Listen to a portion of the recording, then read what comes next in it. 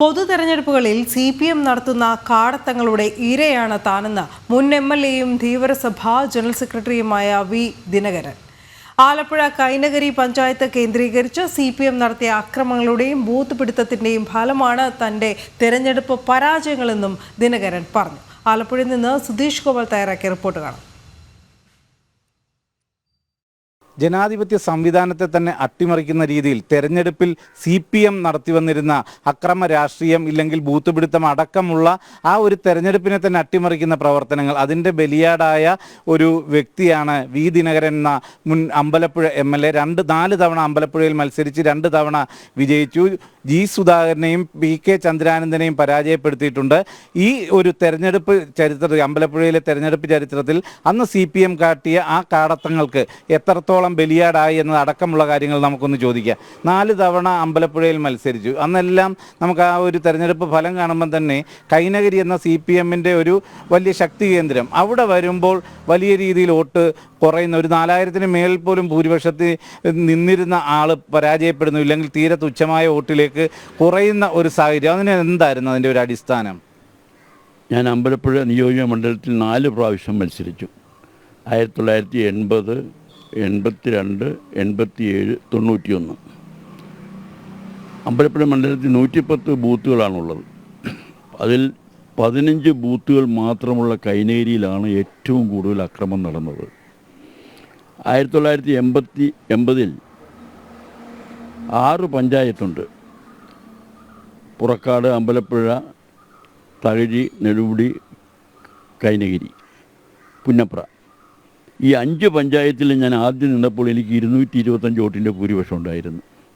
പക്ഷെ കൈനകിരി ചെന്നപ്പോൾ ഞാൻ 3125 വോട്ടിന് തോറ്റു എന്ന് പറഞ്ഞാൽ അത്രയും വോട്ട് ഈ വെറും 15 ബൂത്തുള്ള കൈനകിരി കൊണ്ട് അവർ മുന്നിൽ വന്നു. 82-ൽ ഞാൻ PKC ആയിട്ട് വീണ്ടും മത്സരിച്ചപ്പോൾ 5 പഞ്ചായത്തിൽ എനിക്ക് 4860 വോട്ടിൻ്റെ ലീഡുണ്ടായിരുന്നു. കൈനകിരി ചെന്നപ്പോൾ ആ ലീഡ് 1884 കുറഞ്ഞു. ഞാൻ ജയിച്ചു. 87-ൽ ജി സുധാകരൻ മത്സരിച്ചപ്പോൾ 5 പഞ്ചായത്തിൽ എനിക്ക് 4200 വോട്ടിൻ്റെ ലീഡുണ്ടായിരുന്നു. കൈനകിരി ചെന്നപ്പോൾ ആ ലീഡ് 124 കുറഞ്ഞു. 91-ൽ 5 പഞ്ചായത്തിൽ 3460 വോട്ടിൻ്റെ ലീഡുണ്ടായിരുന്നു. കൈനകിരി ചെന്നപ്പോൾ ഞാൻ 1533 വോട്ടിന് തോറ്റു. അവിടെ 91-ലുണ്ടായ ഒരു സംഭവം എന്ന് പറഞ്ഞു കഴിഞ്ഞാൽ, എനിക്ക് ശേഷം തെരഞ്ഞെടുപ്പ് കമ്മീഷണറായിരുന്ന അവസരത്തിൽ ഒരു ഉത്തരവിറക്കി. ഒരു ബൂത്തിൽ 90%-ലധികം വോട്ട് പോൾ ചെയ്യുകയും ഒരു സ്ഥാനാർത്ഥിക്ക് 90% വോട്ടിലധികം വോട്ട് കിട്ടുകയും ചെയ്താൽ ആ വോട്ട് കൗണ്ട് ചെയ്യേണ്ട എന്ന് തീരുമാനിച്ചു. ഓർഡർ ഉണ്ടായിരുന്നു. അതനുസരിച്ച് കൈനകിരിയിലെ 3 ബൂത്തിലെ വോട്ടെണ്ണി, പക്ഷേ 90%-ൽ കൂടുതൽ വോട്ട് CK സദാശിവനായതിനാൽ അത് കൗണ്ട് ചെയ്തില്ല.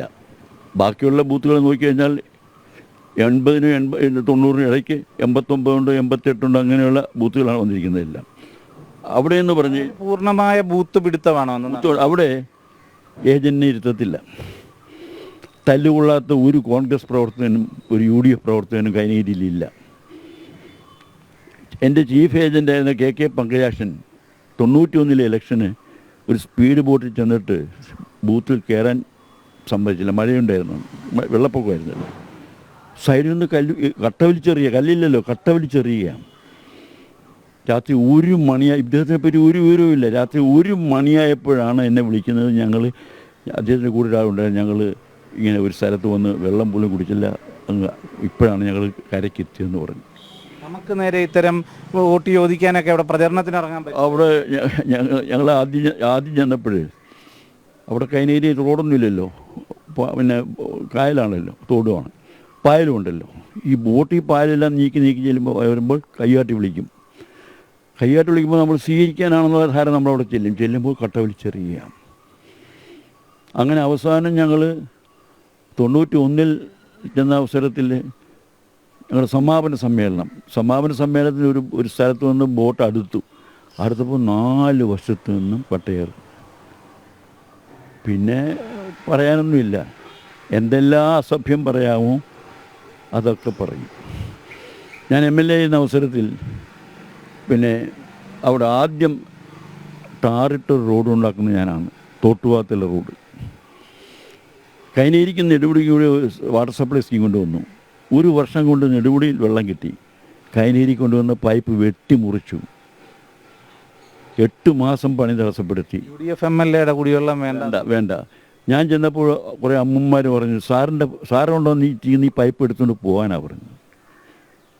ദൈവം വലിയവനാണെന്ന് തോന്നുന്നു. ഇപ്പോഴും കൈനേരി വെള്ളം കൃത്യമായിട്ട് കിട്ടുന്നില്ല. നെടുമുടിക്കാർക്ക് ഒരു പ്രശ്നവുമില്ല. കഴിഞ്ഞ വരാത്ത കാലത്ത് ഞാൻ ബോട്ടിൽ കൊണ്ടുപോയി കൈനേരിക്കാർക്ക് വെള്ളം കൊടുത്തു. ഇത്രയേറെ ദ്രോഹം എന്നോട് ചെയ്തിട്ട് പോലും കഴിഞ്ഞ തിരഞ്ഞെടുപ്പ് ഞാൻ ബോട്ടിൽ കൊണ്ടുപോയി അവർക്ക് വെള്ളം കൊടുത്തു.